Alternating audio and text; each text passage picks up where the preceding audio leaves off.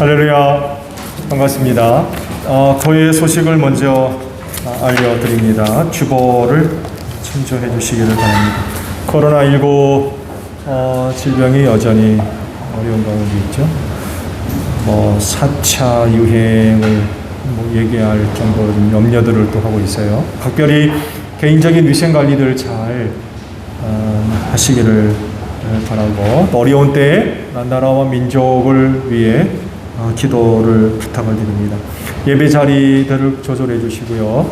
노란 스티커가 붙어 있는 자리에 앉아 주시고, 세 분씩 앉으시면 넓게들 좀 앉아 주시기를 바랍니다. 마스크 꼭 착용해 주시고요.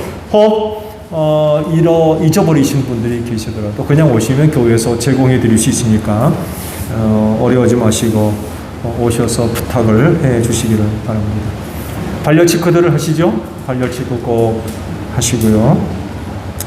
그리고 전자출입 명부서가 뒤에 있는데 QR 코드를 받으신 분들은 사용을 하시고, 또 체크, 출입자들 체크들 꼭 해주시기를 바랍니다. 그리고 손 소독제가 마련되어 있으니까 아낌없이 꼭 사용을 해주세요. 예배가 실시간으로 지금 방송되고 있어요. 카카오톡과 유튜브를 통해서 방송되고 있고, 유튜브는 예배 실황이 저장되고 있어요. 일주일 단위로 정리들을 하고 있는데, 필요하시면 유튜브 쪽을 들어가셔서 예배 실황들, 또 정리된 것들을 보실 수가 있어요. 또 교회 홈페이지에도 올라가 있고, 많은 또 이용들을 바랍니다. 난 예배를 1부와 2부로 나눠드리고 있죠. 길게는 부활주일까지 계획 중에 있습니다. 그때 또 유행을 염려하고 있는데, 하여간 1차적으로 부활주일 때까지 1부와 2부로 나누어서 드리려고 합니다. 오전 1부는 9시 반에, 2부는 11시 이렇게 드리려고 합니다. 그리고 코로나19가 우리 주변 가까이에 와 있어서 다음 주일까지 비대면 예배를 시행 중에 있어요. 근데 알려진 바에 의하면 그게 동선이 없기 때문에 괜찮다고 하는데, 일단 안전이 최우선이기 때문에 더 직간접적으로 연결이 되어 있어서 돌아오는 주일까지 비대면 예배를 드리는 것으로 원칙으로 합니다. 참고들 하셔서 나와 그렇게 큰 상관이 없다고 생각하시면 예배를 참석하시고, 염려되는 부분이 계시거나 비대면 예배로 카카오톡이나 유튜브를 통해서 여러분 가정에서 드려 주시기를 바랍니다. 어려운 때이기 때문에 여러분이 신앙의 유지와 또 성장을 위해서 애쓰셔야 돼요. 이런 어려운 상황으로 인하여서 우리의 신앙이 약해지는 이런 일이 없도록 열심을 내주시기를 바랍니다. 주변에 있는 분들과 인사합시다. 주의 이름으로 사랑합니다. 은혜 많이 받읍시다. 네, 자, 우리 다 함께 경배 찬양 부르며 아버지 앞에 나아갑니다.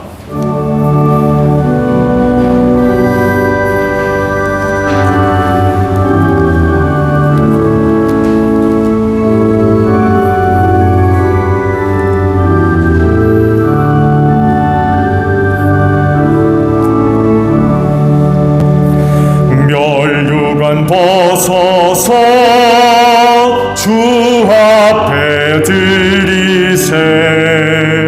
온 세상 전쟁 그치고 참 평화 오겠네.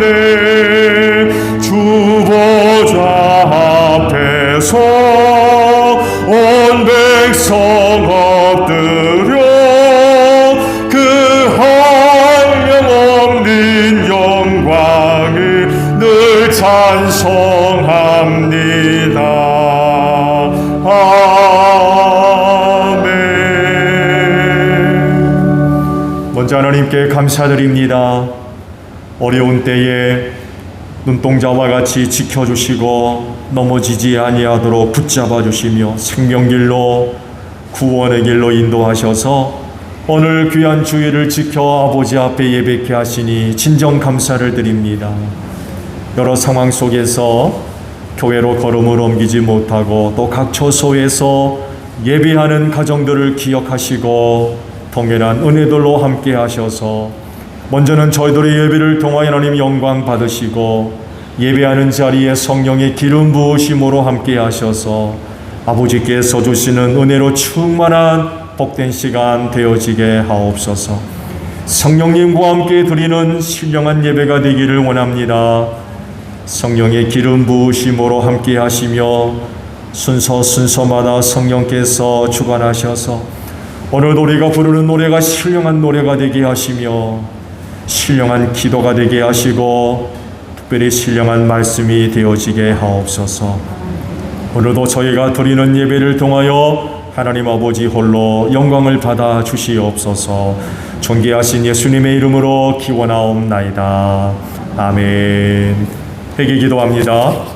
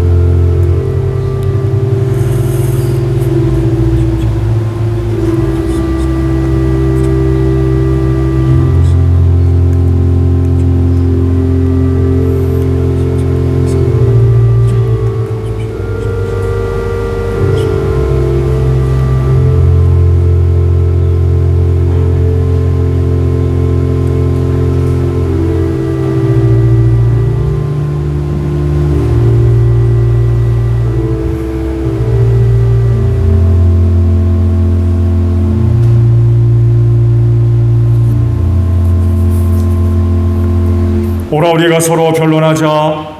너희 죄가 주홍 같을지라도 눈과 같이 희어질 것이요 진홍같이 붉을지라도 양털같이 되리라.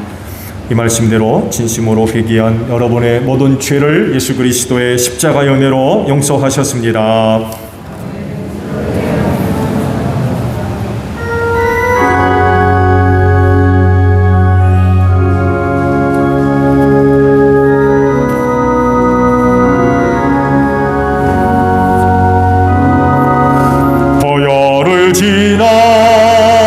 하나님 품으로 보혈을 지나 아버지 품으로 보혈을 지나 하나님 품으로 한 걸음씩 나가네. 존귀한 주 보혈이 내 영을 새롭게 하시네. 존귀한 주 보혈이 내 영을 새롭게 하네.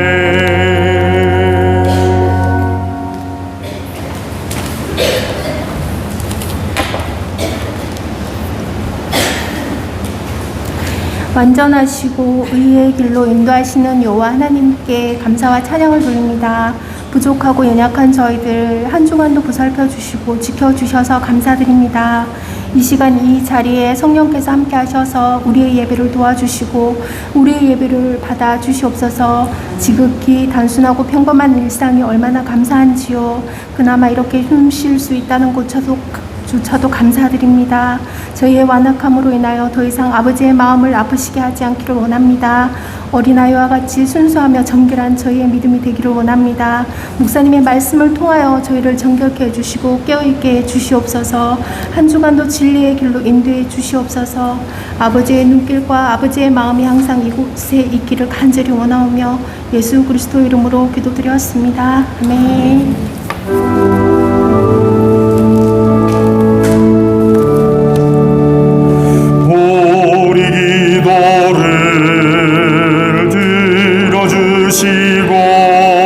주님의 평화를 내려주소서.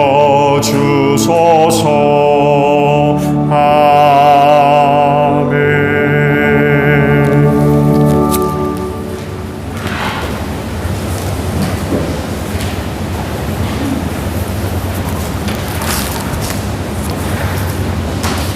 사순절 성서 독서입니다. 제1독서 창세기 9장 8절부터 17절 말씀입니다.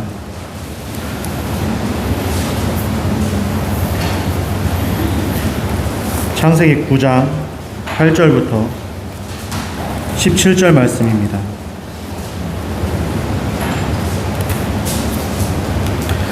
교독하시겠습니다. 하나님이 노아와 그의 아들들에게 말씀하셨다.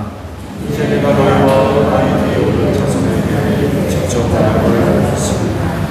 너희와 함께 있는 살아 숨쉬는 모든 생물 곧 너와 함께 방주에서 나온 새와 집 짐승과 모든 들짐승들에게도 내가 언약을 세운다. 내가 너희와 언약을 세울 것이니 하시는 것을 일으켜서 산과 피하는 모든 것을 없애리니 없을 것이다.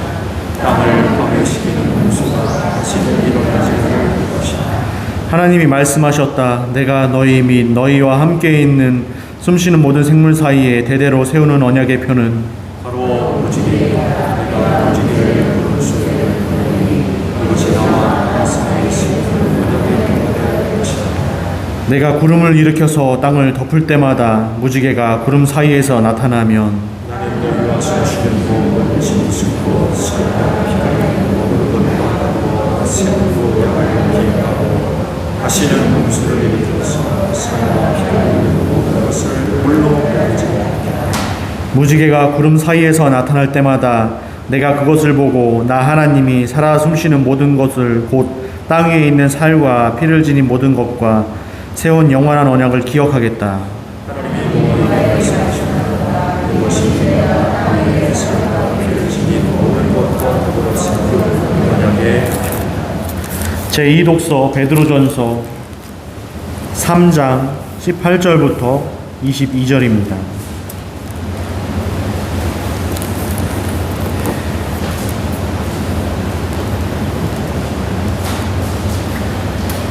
그리스도께서도 죄를 사하시려고 단 한 번 죽으셨습니다. 곧 의인이 불의한 사람을 위하여 죽으신 것입니다.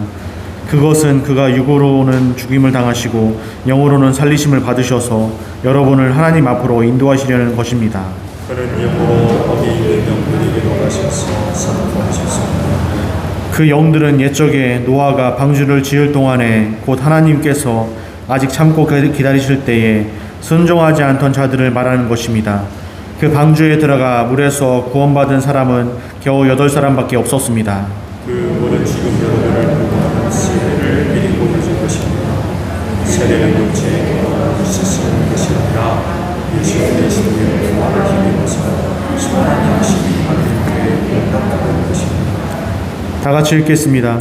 그리스도께서는 하늘로 가셔서 하나님의 오른쪽에 계시니 전사들과 권세들과 능력들이 그에게 복종하고 있습니다.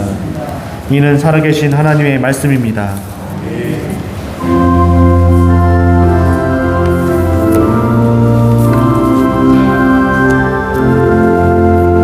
주님의 귀한 말씀은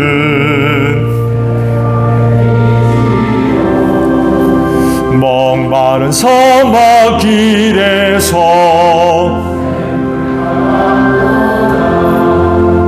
금줄이 나의 영혼을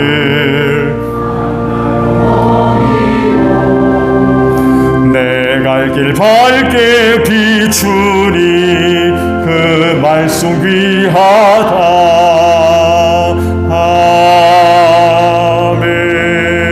아멘. 오늘 주일의 말씀을 봅니다. 빌립보서 3장 10절과 11절에 있는 말씀을 봅니다. 빌립보서 3장 10절과 11절에 있는 말씀이에요. 찾으신 줄 알고 제가 보겠습니다. 내가 바라는 것은 그리스도를 알고 그분의 부활의 능력을 깨닫고 그분의 고난에 동참하여 그분의 죽으심을 본받는 것입니다. 그리하여 나는 어떻게 해서든지 죽은 사람들 가운데서 살아나는 부활에 이르고 싶습니다. 아멘. 오늘도 이 날을 지켜 하나님께 예배하시는 여러분 모두에게 부활의 소망이 충만하기를 축복합니다. 감사합니다. 원정의 집사님 어떻게 되시죠? 올케. 네, 올케 되시죠. 네, 감사합니다. 이렇게 방문해 주셔서. 어려운 때 함께 신앙생활 하시면서 승리하셨으면 좋겠어요. 예. 하늘에 소망을 두시고 승리하십시오. 함께 신앙생활하기를 소망합니다. 주변에 있는 분들도 많이 권면해 주시고요. 또 인도해 주시기를 바랍니다. 첫 걸음으로 옮겨 주셨는지 고맙습니다. 오늘 주일은 사순절입니다. 4월 첫 주 4일이죠. 부활주일에 이르기까지 예수님의 고난을 깊이 있게 묵상하며 지내는 절기입니다. 그럴지니 여러분도 사순절을 시작으로 해서 부활주일까지 소중한 그 은혜의 시간들이 되어지시기를 바랍니다. 그래서 지난 성탄절과 같이 이번 부활주일을 또 기점으로 해서 말씀 집회를 준비 중에 있어요. 1년에 한 2차례 저희 교회에 계신 목사님들과 함께 말씀 집회를 목회 계획으로 놓고 준비하고 있어요. 첫 번째가 이제 성탄주일이고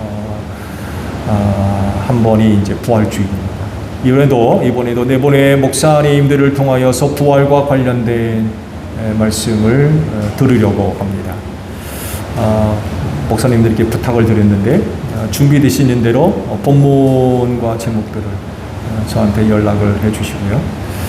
또 이를 위해서 기도들을 해주시기를 바랍니다. 사순절을 은혜 가운데 보내시면서 부활주일 네 분의 목사님들을 통하여서 선포되는 말씀들을 통하여서 은혜들을 많이 받는 여러분들이 되시기를 바랍니다. 특별히 기도 부탁을 드립니다. 신앙생활을 시작하게 되면 알지 못했던 사람들을 알게 돼요. 성경을 통하여서 이런 분들이 있구나라는 것을 이제 소개받게 되죠. 그러면서 우리 안에 두 가지 마음이 생깁니다. 하나는 그분들과 같이 되었으며 하는 마음이 생기고, 다른 한 마음은 반대로 나 그들과 같이 말아야지, 이런 그 마음들이 생겨요. 그 중에서 그분들과 같았으면 하는 마음이 생기는 이유는 우리 인간으로서 삶의 안전과 평안과 풍요로움을 바라는 마음이 우리 한편에 있기 때문에 그래요. 이런 마음들을 갖고 있어서 성경을 볼 때에 누군가를 통하여서 그런 게 눈이 들어오는 거죠. 어떤 분이 하나님께로부터 큰 은혜를 받아가지고 정말 복된 삶을 살았구나, 나도 그렇게 됐으면 하는 마음을 갖게 되는 거죠. 이런 마음이 생기는 건 이상한 게 아니에요. 그런 마음을 인간들이 다 갖고 있기 때문에 누구나 가질 수 있는 자연스러운 그런 현상이기도 하고요. 또 이런 마음들이 있기 때문에 신앙생활을 하는 것 아니겠어요? 그런데 한 가지 간과해서는 안 되는 부분이 있어요. 그건 그분들이 잘 되기만 했던 거 아니라는 거예요. 그분들이 겪은 어려움들이 있어요. 이 부분을 간과할 때가 많이 있어요. 내가 바라고 원하는 좋은 그런 부분만 바라기 때문인 것 같아요. 그래서 신앙생활을 하면서 시험과 환난을 당할 때에 굉장히 당황스러워합니다. 그럴 줄 몰랐던 거죠. 그래서 그런 어려움 때문에 낙심하기도 하고 원망하기도 하고 불평하기도 하고 심지어는 불신앙에 빠져버리는 경우들도 있어요. 교회 괜히 다녔나 봐, 이제 그러는 거죠. 신앙생활로 말미암아 좋을 줄 알았는데, 성령이 누구처럼 될 줄 알았는데 그게 아니니까 이제 실망을 하는 거죠. 하나님께서 뜻을 이루기 위해서 사람을 선택하시죠. 그렇죠? 그를 불러내시고 약속을 내주시고 사명을 주시고 그러면서 사역의 현장으로, 세상으로 또 돌려보내시죠. 그런데 그렇다고 그 이후부터 그가 꽃길을 걷습니까?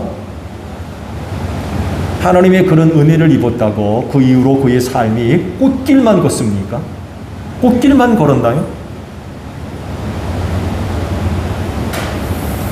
많은 은혜도 있었지만 많은 시험과 고난을 겪었어요. 이걸 간구하는 거예요.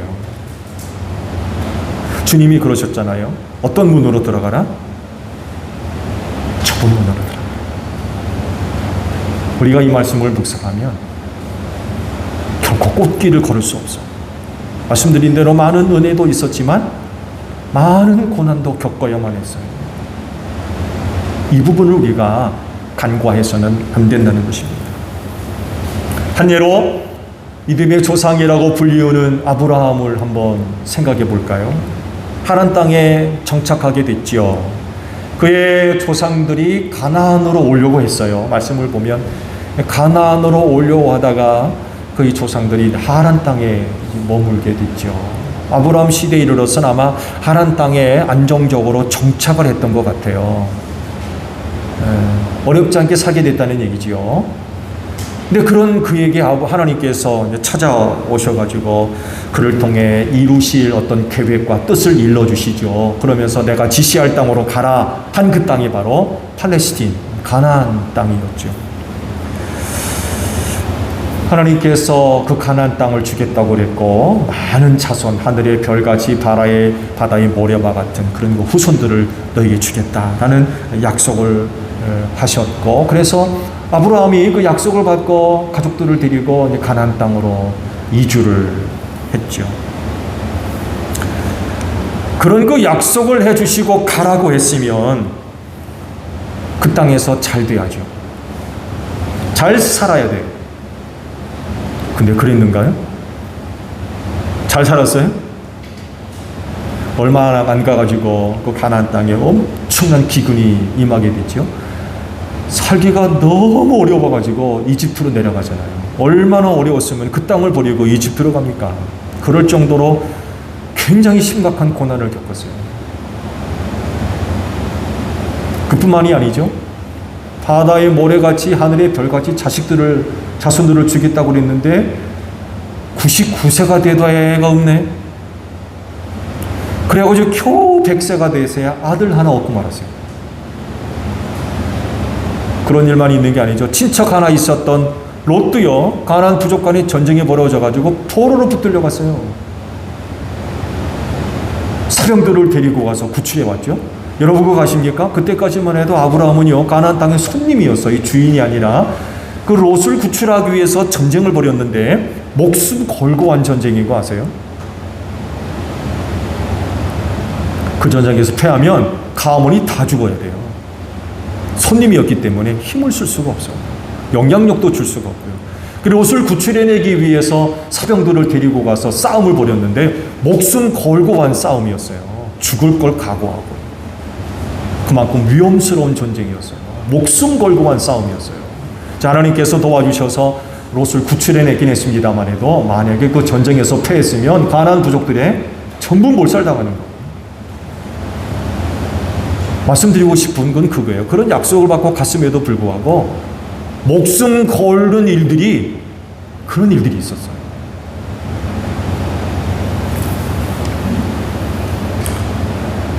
하나님께서 약속하신 것 중에 어느 것 하나 눈으로 보고 손으로 만져서 확인된 게 없었어요. 그렇게 살다 죽었어요. 잘 산 겁니까?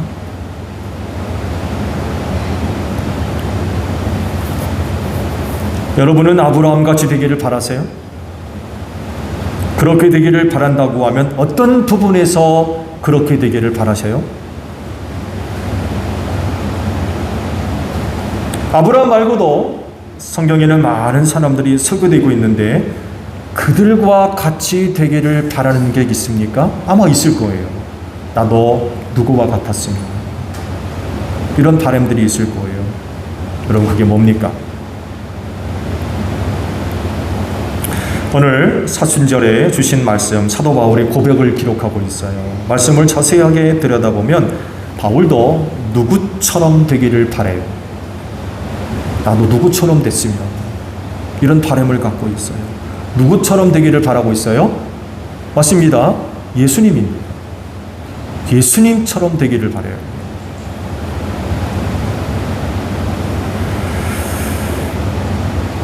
그런 예수님에게 홀딱 빠진 사람이었어요.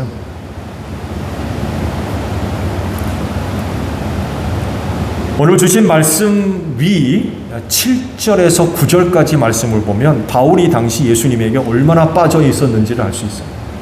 들어보세요. 그러나 나는 내게 이로웠던 것은 무엇이든지 그리스도 때문에 해로운 것으로 여기게 되었습니다. 그뿐만 아니라 내 주 예수 그리스도를 아는 지식이 가장 고귀하므로 나는 그 밖의 모든 것을 해로 여깁니다. 나는 그리스도 때문에 모든 것을 잃었고 그 모든 것을 오물로 여깁니다.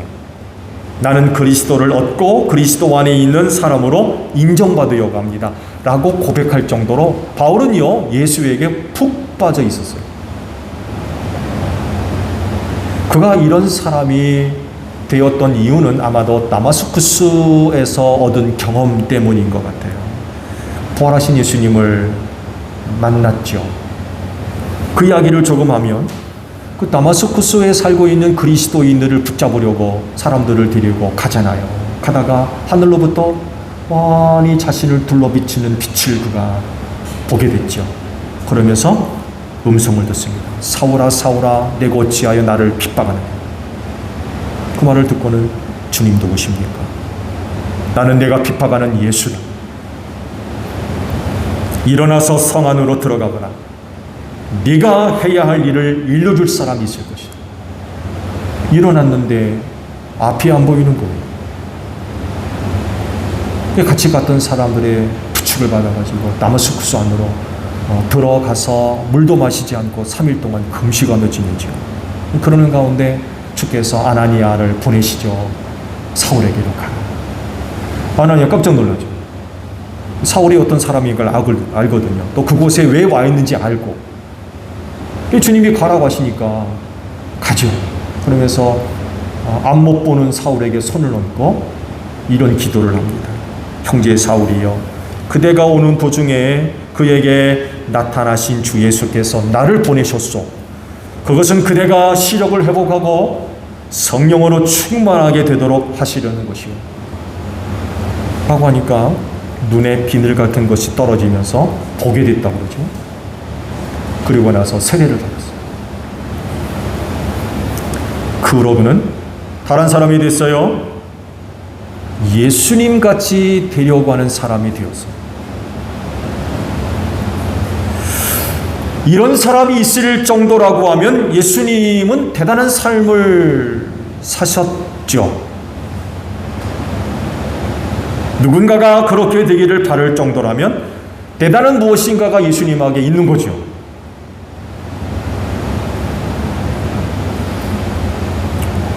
그렇지 않고 그냥 보통이고 뭐 시시하다 그러면 그렇게까지 하려는 사람이 생기지 않을 거예요. 그냥 참고 정도로만 그냥 끝날 수도 있죠. 근데 예수님처럼 되려고 하는 사람이 생기니까 예수님한테는 대단한 뭐가 있는 거예요. 뭐가 있으니까 예수님처럼 되려고 그러죠. 바라는 게 있고.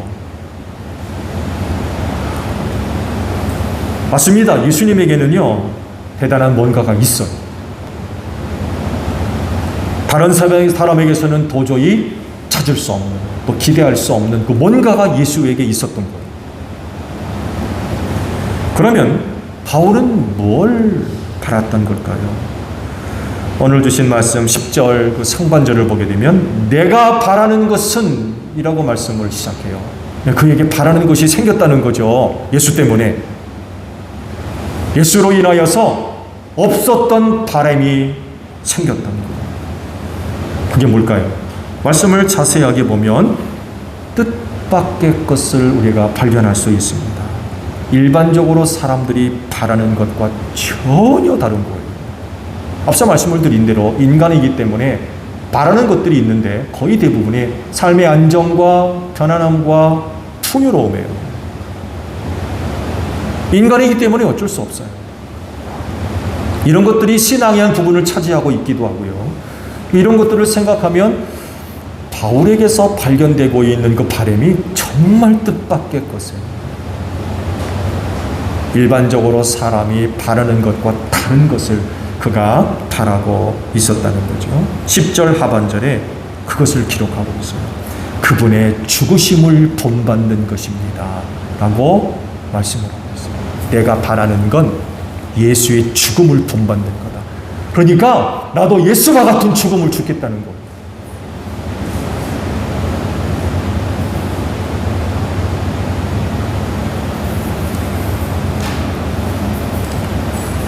예수님의 죽으심이 어떤 것이길래 그가 본받으려고 한 걸까요?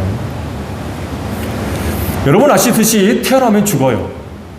세상에 있는 모든 생명체는요 반드시 죽게 돼 있어요. 지금까지 안 죽고 있는 게 없죠. 태어나면 반드시 죽습니다. 자연의 법칙이고 질서죠. 거부할 수 없습니다. 근데 성경을 보게 되면 이 죽음을 다르게 설명하고 있어요. 그건 하나님이 정하신 거라는 거예요. 그래서 죽는다는 거죠. 왜냐하면 죄 때문에 그래요. 에덴 동산에서 두 사람에게 하신 말씀이 있었죠. 동산에 있는 모든 열매는 다 먹어도 괜찮은데 동산 가운데 있는 선악을 알게 하는 나무의 열매만큼은 먹지 말아라. 먹는 날에는 정령 죽는다. 그러셨죠. 근데 두 사람이 안 듣죠. 불순종합니다. 불순종의 죄를 지음으로 말미암아 죽게 됐어요. 그 먹는 날에는 정령 죽는다고 그랬잖아요. 그러니 그 죽음은요 하나님이 정하신 것으로서 죄의 결과입니다. 이것이 죽음에 대한 성경의 설명이에요. 노화가 되고 기능이 떨어져서 결국 심장이 멈춰서 그런 개념이 아니라 성경이 설명하는 죽음은 이런 거예요. 하나님이 정하신 것이고 그건 죄의 결과라는 거죠. 그래서 사람이 죽는 건 죄 때문에 죽게 됐어요.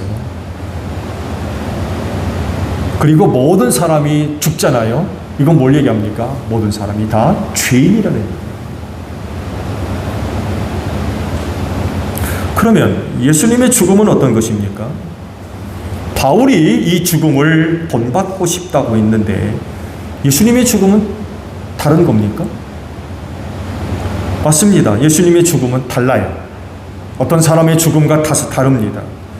왜냐하면 그분은 죄가 없으신 분이기 때문에 그래요.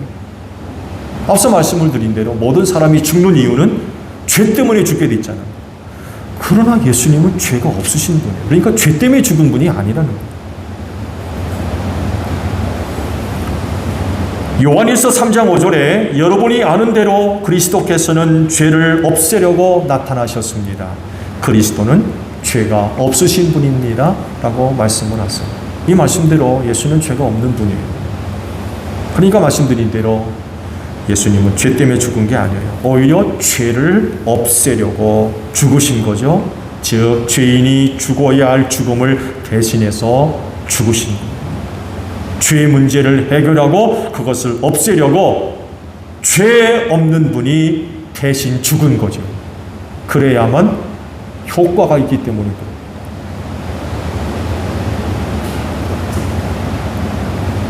근데 문제가 있어요. 즉 바울은 이런 죽음을 본받을 수가 없어요.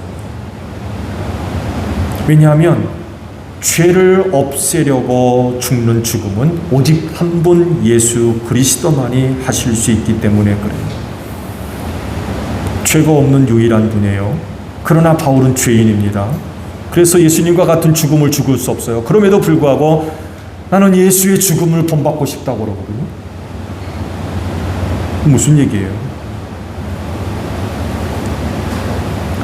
바울이 본받고 싶었던 예수의 죽음은 이런 죽음입니다. 부활이 있는 죽음이에요. 즉 다시 사는 죽음을 본받고자 했던 거예요.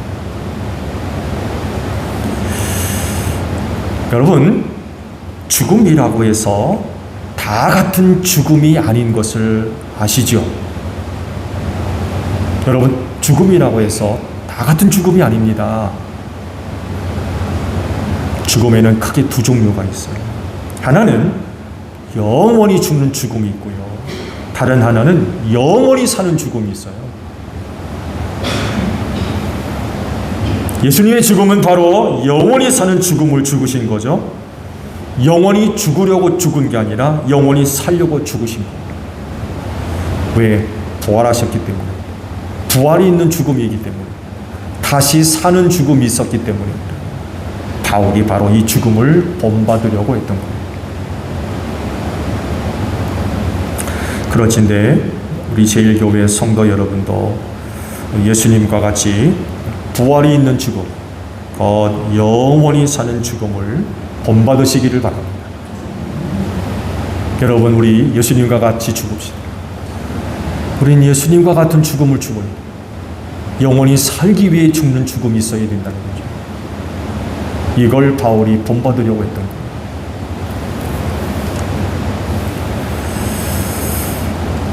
그가 예수님의 죽음을 본받으려 했던 이유는 앞서 말씀을 드린 대로 다마스쿠스에서 만난 예수 때문인 것 같아요. 죽은 줄로만 알았던 예수가 살아나서 자기에게 찾아오셨거든요. 바로 이거다. 바로 이거다. 그래, 바로 이거다. 당시 예수님의 부활과 관련해서 이상한 소문이 퍼졌다고 그러죠. 예수의 제자들이 예수의 시신을 훔쳐가고는 부활했다! 라고 소문을 낸다는 거예요. 이 소문이 널리 퍼졌다고 그랬어요. 바울이 익히 알고 있었을 겁니다. 그리고 그 소문을 믿었던 것 같아요. 진짜 부활이 있는 게 아니라 예수의 제자들이 예수의 시신을 훔쳐가고는 부활했다 하는 것을 믿었던 겁니다. 그랬을 때에 예수와 그 제자들에 대해서 얼마나 괘씸했겠습니까?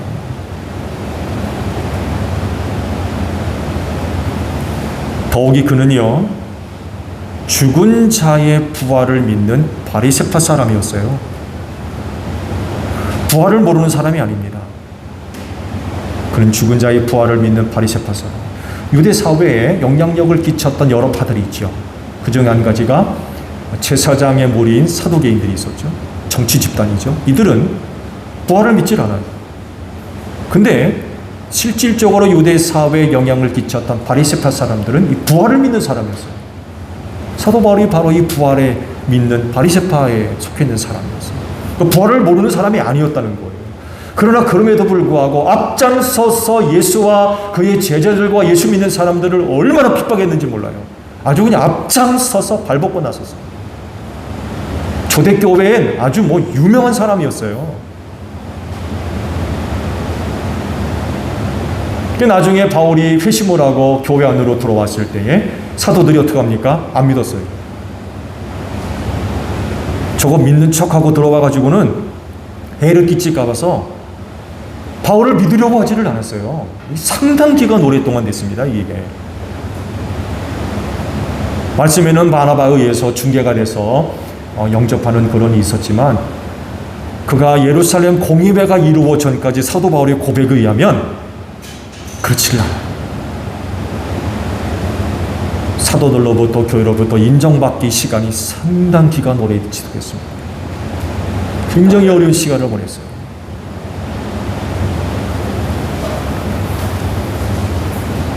그래서 그랬습니까?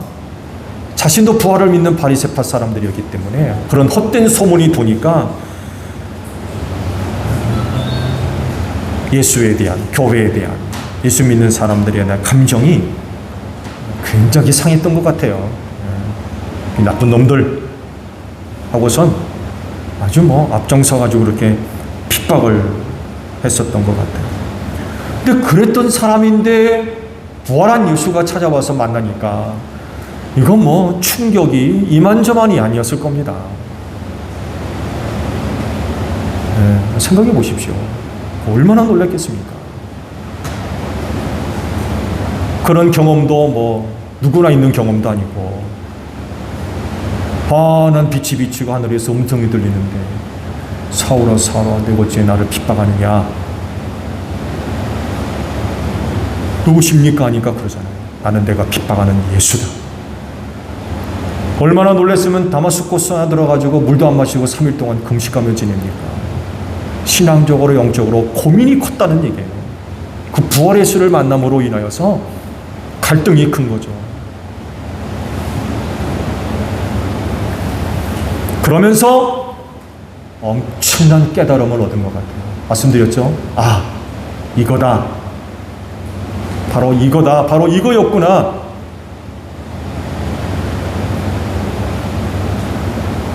예수님의 부활로 말미암아 다시 사는 죽음이 있다는 것을 깨달았던 거죠. 그래서 바라는 것이 새로 생겼어요. 그것이 바로 예수님의 죽으심을 본받는 거였습니다. 나도 예수와 같이 죽어야 되겠구나. 이전에 없던 바람이 생겼던 거죠. 예수와 같이 죽어야 되겠구나.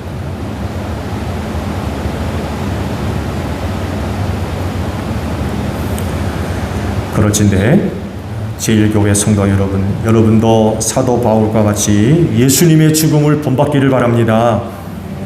그래서 죽어도 다시 사는, 예수님처럼 다시 부활하는 여러분들이 되시기를 축복합니다. 그런데 아세요?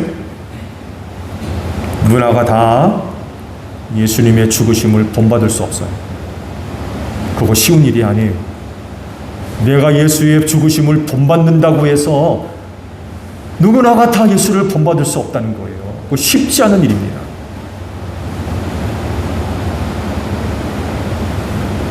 사실은 누구나가 다 예수의 죽으심을 본받아야 되죠. 그렇죠? 예수님과 같은 죽음을 죽어야 구원받아요. 왜? 다시 사니까. 예수님과 같은 죽음을 본받아야 하늘나라 갈 수 있어요. 왜? 다시 사니까. 그래서 말씀드린 대로 누구나가 다 예수와 같은 죽음을 죽어야 돼요. 그런 죽음을 본받아야 돼요. 그러나 누구나 다 그렇게 될 수 없어요. 그러면 누가 예수님의 죽으심을 본받을 수 있을까요? 이 말씀은 돌아오는 주일날 이어서 말씀을 드릴게요. 오늘은 여기까지만 말씀드리겠습니다.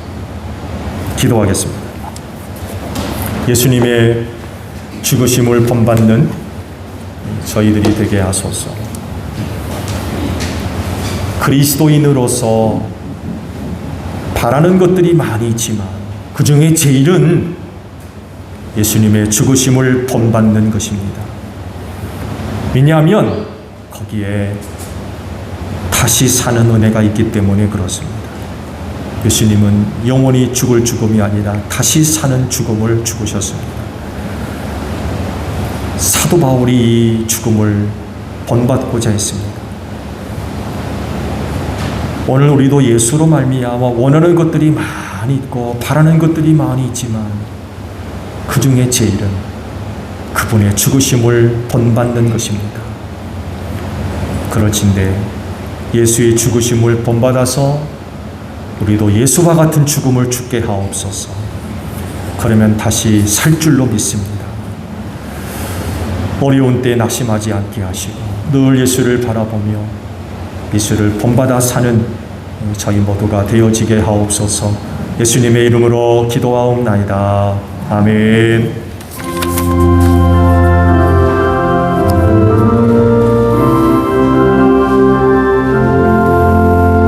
낮에는 구름 기둥과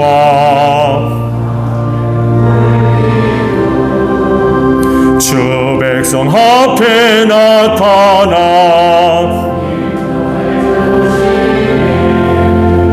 하늘의 깊은 지혜를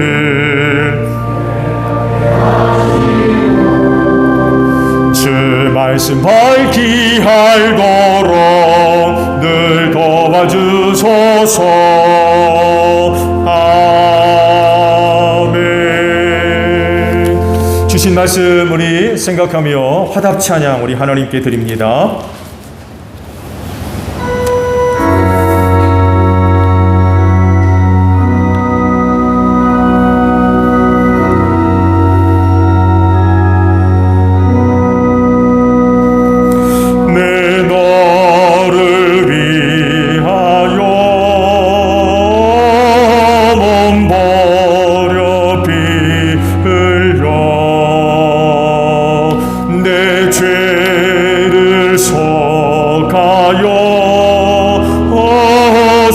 길을 주었다. 널 위해 몸을 주건만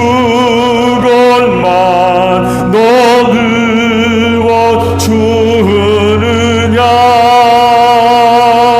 널 위해 몸을 주건만 너는 주느냐. 아버지 보좌와 그 영광 떠나서 밤 같은 세상에만 백성 구하려 내 몸을 희생했건만 너는 원하느냐. 내 몸을 희생했건만 너는 원하느냐.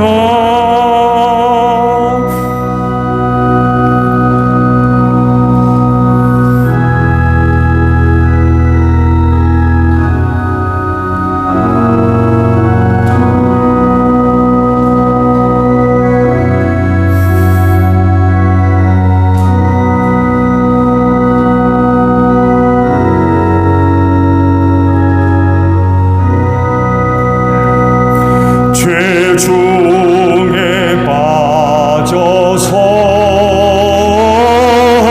영주를 인생을 구하여 주려고 나 피를 흘렸다. 내 죄를 대속했건만 너는 원하느냐. 내 죄를 대속했건만 너는 원하느냐.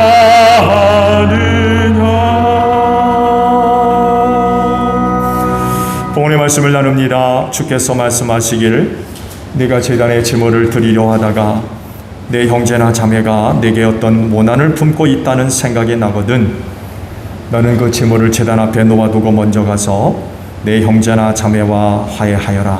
그런 다음에 돌아와서 제물을 드려라 하셨습니다. 주님의 평화가 여러분과 함께 하시기를 축복합니다. 화의를 잃은 증거로 주변 교우들과 평화 인사를 나눕시다. 샬롬.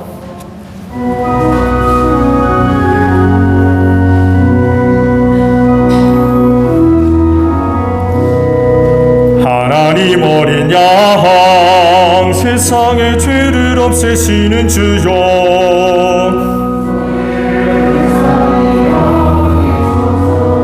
하나님 어린 양 세상의 죄를 없애시는 주여.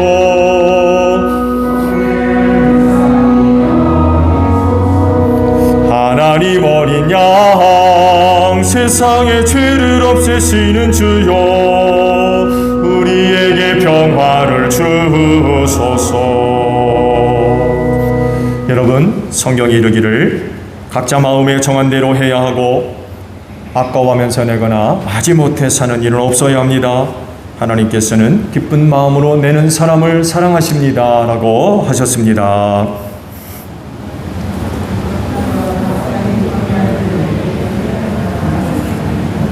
아멘. 봉헌 찬송합니다.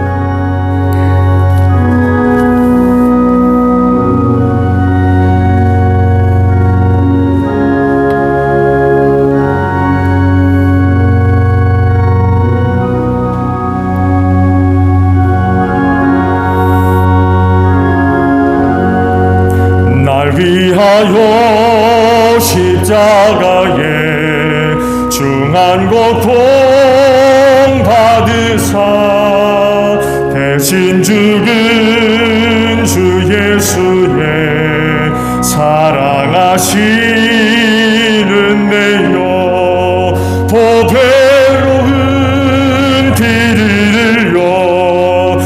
영주를 죄에서 구속함을 받으느니 어찌 찬양하날까. 예수 안에 있느니 한량없이 즐겁고 주 성령의 위로함이 마음속에 차도다. 전국 음악 소리 같은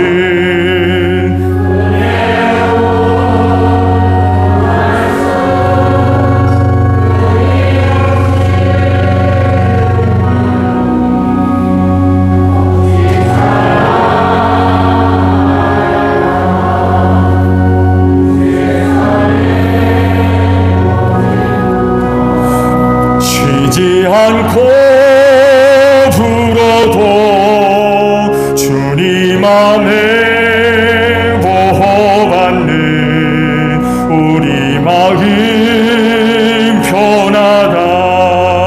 늘 깨어서 기도하고 저 천국을 바라며 주님만을 기다리니 어찌 찬양하날까.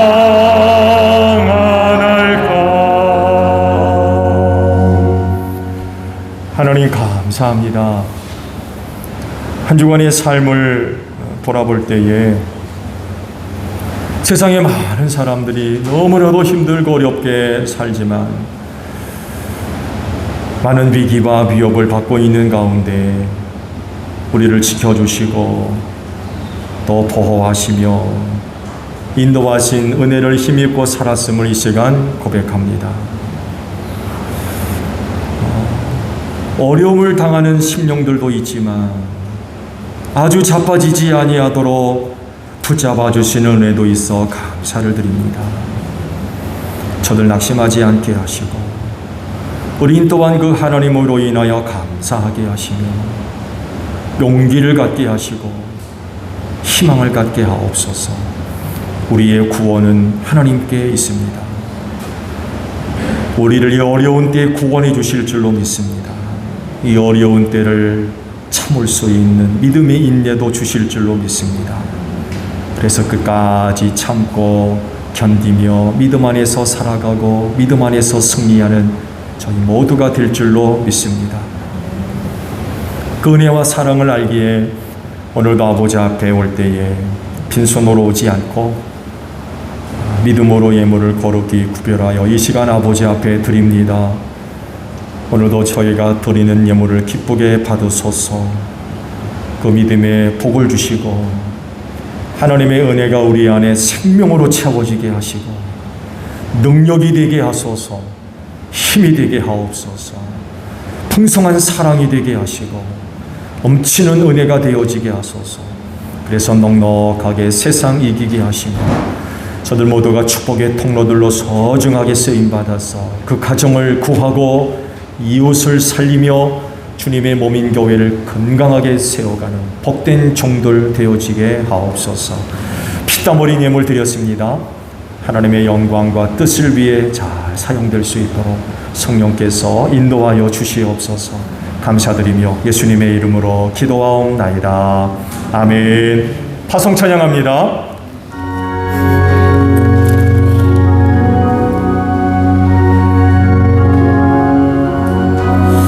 선한 사역 위하여 힘을 내라. 주 함께 하시겠네.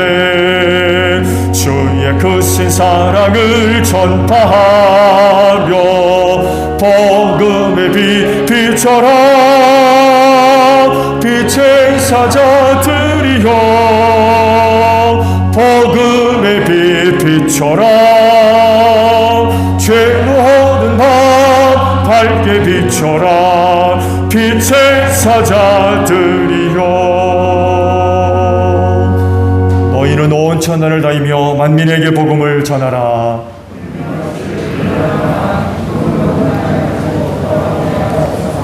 아멘. 지금은 우리 주 예수 그리스도의 은혜와 하나님 아버지의 극진하신 사랑하심과 성령님의 교통하심이 주의를 지켜 아버지 앞에 예배하는 심령들 위해 영원히 함께 하시기를 축원하옵나이다.